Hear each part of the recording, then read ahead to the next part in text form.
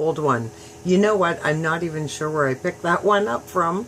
I'm thinking I heard it on a movie. I get a lot of my songs from movies that I listen to, or different positive online, usually, radio stations. But that was definitely a good one, but an old one. It was by the Five Stairsteps. Now, I have to wonder if they had any other hits, because they are definitely not sounding familiar, but makes me reflect on, really, I'm pretty young, so maybe I just have never heard of them, right? That wouldn't be totally uncommon. There's lots of things I've never heard of. But if you liked it, it was called Ooh Child. Things are going to get easier. And there's some truth to that.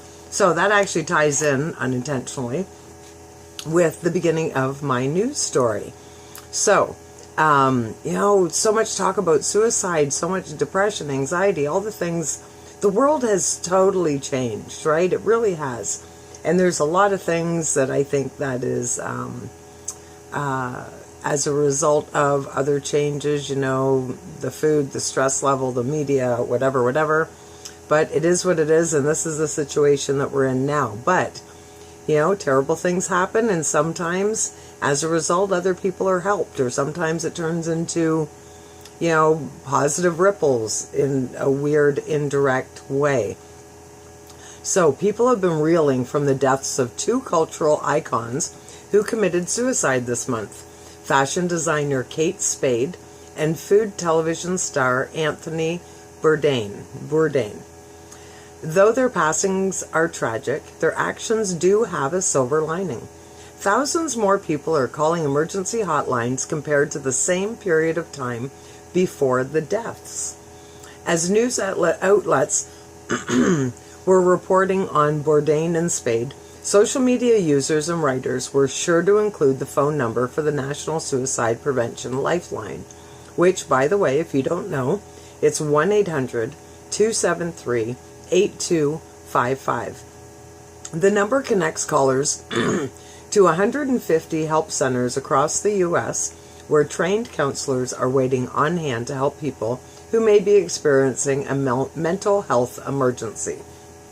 According to statements from the organization's Director of Communications, the centers have experienced 65% more caller traffic since Spade's and Bourdain's deaths earlier this month. Additionally, a spokesperson for the crisis text line says that caller traffic has increased by 115%. In our line of work, in our world, this kind of moment happens on a smaller scale all the time. Christine Motier, a psychiatrist who serves as the chief medical officer for the American Foundation for Suicide Prevention, told CNN.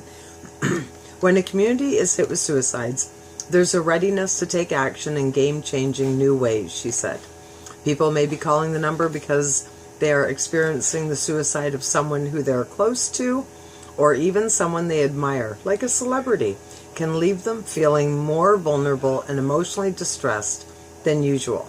However, other experts are calling the surge in traffic a cause for celebration, because suicidal Americans are realizing that they are not alone in their struggles, and there are resources available to help them. Crisis Service Manager Barry Rose of the Crisis Line at the University of Utah's Neuropsychiatric Institute told the Salt Lake Tribune, "All of these people are getting help. It's really great. There is help out there for people," he added. "So many people don't know that, and they're trying to handle these things alone. But there are options. Not only are more people seeking help for their suicidal tendencies, but friends and family members are also reaching out to the hotlines for resources on how they can help, comfort, and look out for people who may be suicidal." This is all part of Moulter's hope that society will start treating suicide as a preventative illness that works similarly to heart disease, a sickness that can be treated with incremental measures over time rather than at the very last minute. Well, there you go. Very good. So, tying in with that, it was such a wave of sadness. I don't know the Spade girl. I don't have cable. I don't know. I'm sorry, I don't know who she is, but I do know who Anthony Bourdain is. And this is pretty cool. A small immigrant-owned business has grown to become an acclaimed New York City hotspot for Chinese food, and it's all thanks to a visit from the late food critic and chef Anthony Bourdain. While there have been dozens of tributes to the beloved Food Network star, one Facebook post from Exane Famous Foods is particularly noteworthy. The post, which was written by the restaurant CEO Jason Wang, explains how the business's success is largely due to a visit from Bourdain in 2007.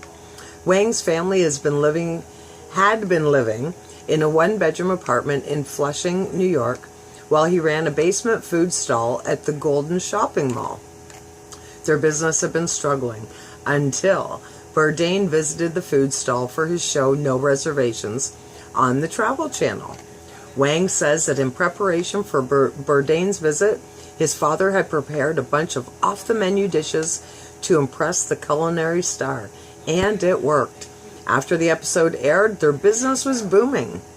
Exane Famous Foods now has 12 branches across New York City, and Wang says it's all thanks to Bourdain. 8 years after the episode, Wang finally got the chance to thank Bourdain for the visit that changed his family's lives forever. I remember years later, in 2015, after interviewing together for an article, Wang writes, I approached Tony and told him, while he may have no idea what he's done for our family and business, by simply saying he enjoyed the food, I wanted him to know it helped bring our family out from living in one room in Flushing to living the American dream. We were able to grow our business and provide great food for our guests and opportunities for our employees. I looked at him in the eyes and said, this is something we'll always be thankful for, Tony. And he simply replied, I'm just calling out good food like it is, that's all. So as a means of repaying the culinary star for his kindness, Wang announced that all of the net profits made at Exane Famous Foods on June 8th would be donated to the National Suicide Prevention Lifeline. He told BuzzFeed News that he estimates the donation could be as much as $60,000. Wow. I've lost a dear friend today, and we mourn with the rest of the world, said Wang. Please cherish all of our lives and help those who may be struggling. Rest in peace, Tony, and the most sincere condolences to Tony's beloved family. Isn't that wild? That's $60,000. That's really going to make a difference. Absolutely awesome. And you know, we affect lives every day. Everything you do, you're affecting somebody's life. Every comment you make, every person you cut off, every person you compliment, you just don't know, right? You just don't know. I mean, that's a powerful scenario, what they were in. But still, on the day-to-day, you just don't know. So, here's my last story today, and more good news. In an exciting news series of reports from the United Nations, violence in Iraq is declining at a rapid rate, even during the holy month of Ramadan. The data, which was released by the United Nations Assistance Mission for the Iraqi Body Count database earlier this week, says that civilian deaths have fallen by a staggering, are you ready for this? 80% since the same 5-month period from last year. Not only that, the amount of wounded civilians has fallen by 68.4%, and the amount of civilian deaths related to political or religious violence has decreased by 76.4%. That's so absolutely awesome. While national violence has steadily been declining since it hit a peak in 2014, this is the lowest amount of civilian deaths that the country has witnessed since 2003, according to Statista.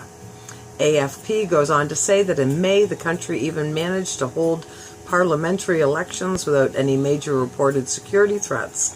Additionally, the holy Muslim month of Ramadan, which started in mid-May, has not witnessed any major violent incidents, a first for the country in recent years.